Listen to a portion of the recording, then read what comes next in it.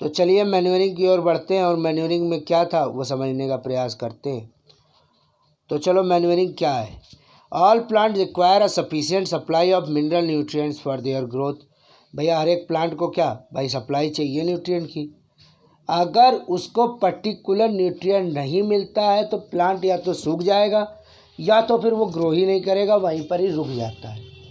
सभी जानते हैं, अपने घर में भी देखा होगा, अगर घर में आपने लगाया होगा कोई प्लांट छोटा सा, जैसे फ्लावर प्लांट कभी कभी लिया जाता है, किसी नर्सरी वाले से लिया गया, वहाँ अच्छा खासा फूल खिल के आया था, लेकिन यहाँ पर घर पे गमले में लगने के बाद उसमें फ्लावर खिलता ही नहीं है। या किसी भी चीज़ का पौधा है, प्लांट ले लीजिए, होता ये है कि क्योंकि वो नर्सरी में क्या है न्यूट्रिएंट प्रॉपर वे में दिए जा रहे हैं, वहाँ की सॉइल अलग है। हमारे घर में सॉइल में आया, उसमें ह्यूमस नहीं है, नाइट्रोजन की कमी हो गई, या कोई भी ऐसा न्यूट्रिएंट जो उस पर्टिकुलर प्लांट को चाहिए होता है वो प्लांट तक बिल्कुल नहीं पहुँचा। तो उसके लिए क्या करते हैं, अगर हम उसमें थोड़ा सा मैन्योर ऐड कर देंगे तो फिर वो जो जिस चीज़ की कमी होगी सॉइल में वो उसको कंप्लीट कर देगी। आइए देखते हैं। The soil is the only source from where they can obtain their mineral nutrients.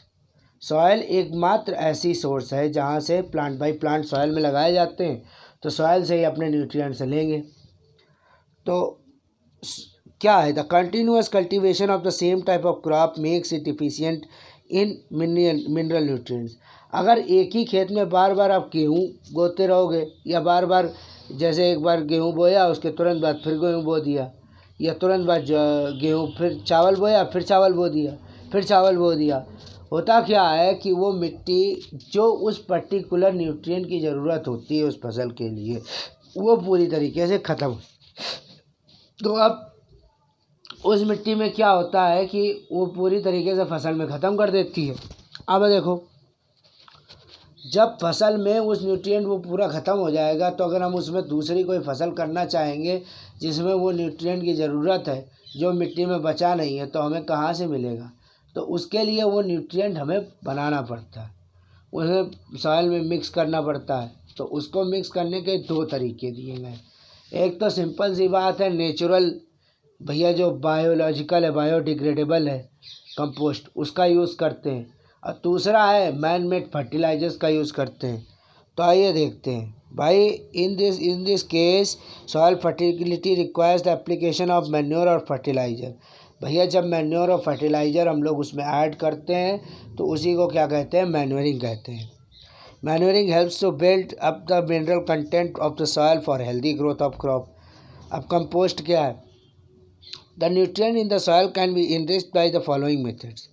It is a commonly used manure prepared from agriculture domestic waste that are left buried in a pit for a period of 3 to 6 months। अब देखो, इसको compost बनाने के लिए naturally biodegradable compost बनाई जाती है, लेकिन इसको बनाने में लगता है टाइम है। इसमें क्या होता है, एनिमल वेस्ट जो काऊ डंग वगैरह है, डंग है, मतलब कि डंग का मतलब क्या, गोबर की बात हो रही है।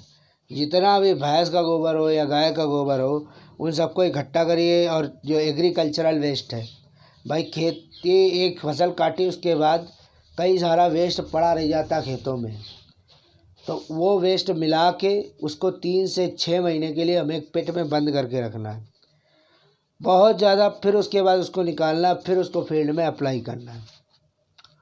अब देखो, डिसएडवांटेज सबसे बड़ा इसका यही है बेटा कि इसको बनाने में लगता है टाइम, और बहुत ही स्लो होती है, एक्शन में है। फर्दर डिकम्पोजिशन भाई एप्लीकेशन भी कर दिया, उसको 3 से 6 महीने लगे उसको बनाने में पहली बात तो, अब फिर उसको डिकम्पोज करना, उसमें फिर से अप्लाई करने के बाद उसके सारे न्यूट्रिएंट सॉइल में मिलना, बहुत टाइम टेकिंग प्रोसेस है। तो ये जो टाइम लगता है, टाइम ही टेकिंग प्रोसेस के कारण भाई बहुत ज़्यादा बुरी है, लेकिन कुछ मायनों में ये बहुत ज़्यादा अच्छी है। कैसे, इट इज़ बायोडिग्रेडेबल, भैया जैब अपने आप ही ख़त्म हो जाती है। एंड इज दस decompose by the action of bacteria and fungi present in the soil. अब भाई जो बैक्टीरिया और फंगी सॉयल में प्रेजेंट होंगे उन्हीं से ही डिकम्पोज हो जाती है। It results in recycling of the chemical element. इससे क्या होता है, केमिकल एलिमेंट की रिसाइकिल होती है। It does not affect the chemistry of the soil like pH value etcetera. वो केमिस्ट्री, सॉयल की जो केमिस्ट्री है भाई जब भी हम लोग मैन्योर दैट मीन्स फर्टिलाइज़र वगैरह अपलोड करते थे तो फिर जो सॉइल में कोई ना कोई न्यूट्रिएंट ज़्यादा हो जाता था, तो उससे क्या होता है, उसका पीएच वैल्यू एक प्रकार से केमिकल, किसी भी चीज़ के में केमिकली जिसको देखने के लिए वो कितना एसिडिक हो गया या बेस हो गया, एक स्केल दिया गया माना जाता है। वो आगे की क्लास में पढ़ाएंगे या अभी इसी क्लास में ही पढ़ाएंगे हम, ठीक है। तो चलो देखो, it improves the water retention capacity of the soil. अब भाई गोबर तो तुम लोगों ने देखा ही होगा, तो उसमें जब सूख जाता है तो उसमें जितना पानी डालें तो पानी कम ही होता है। तो इससे क्या होता है, उसमें वाटर रिटेंशन कैपेसिटी बढ़ जाती है, वाटर को होल्ड करके रखने की क्षमता बढ़ जाती है। अब फर्टिलाइज़र्स की बात करेंगे। फर्टिलाइज़र क्या है भाई, जो मैन मेड फर्टिलाइज़र्स हैं, जिस चीज़ की कमी है, जो चीज़ जैसे कि अमोनियम सल्फेट की कमी है, ठीक, नाइट्रोजन की कमी हो गई है सॉइल में, तो नाइट्रोजन वाला हमने डाल दिया या अमोनियम सल्फेट वाला डाल दिया सॉइल में, तो वो न्यूट्रिएंट सॉइल को प्रॉपर मात्रा में मिल जाता है। टू मीट 3 बेसिक डिमांड, भाई देखो यहाँ पर बहुत ही कॉमन चीज़ यहाँ पर अंडरलाइन करी रख गई है कि बहुत ही 3 बेसिक डिमांड है प्लांट की। कौन कौन सी है, नाइट्रोजन है, फास्फोरस है और पोटेशियम। ये 3 एलिमेंट हमारे उसमें होना बहुत ज़्यादा ज़रूरी है। अब देखो, अब क्या कह रहा है कि इसका दूसरा भी तरीका है, सॉइल की फर्टिलिटी को बनाए रखने का दूसरा तरीका है क्रॉप रोटेशन। मतलब कि एक प्री प्लांट रोटेशन हमें लेके चलना है। जैसे कि आप लोगों ने देखा होगा अपने यहाँ खेतों में गेहूं के तुरंत बाद गेहूं नहीं बोया जाता है, या तो कोई दाल लगा दी जाती है। दाल क्या हो जाती है, उसमें नाइट्रोजन आ जाती है धरती में।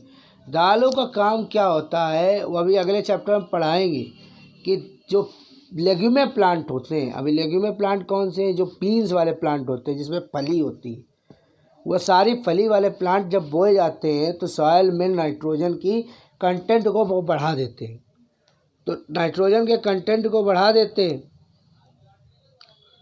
तो जब नाइट्रोजन के कंटेंट को वो बढ़ा देते हैं तो वो क्या करते हैं, नाइट्रोजन के कंटेंट को बढ़ा देते हैं। अब हम क्रॉप रोटेशन को अगले वीडियो में फिर से देखेंगे।